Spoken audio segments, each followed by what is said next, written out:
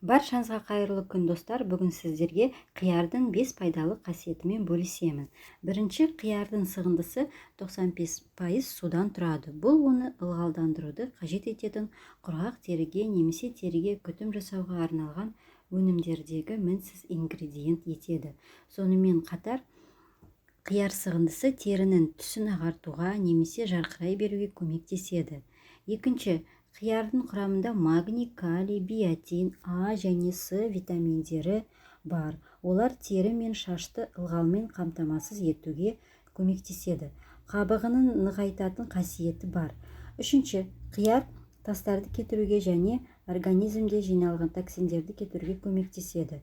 Төртінші, қиярда көп мөлшерде болатын йод қалқанша безге оң әсер етеді.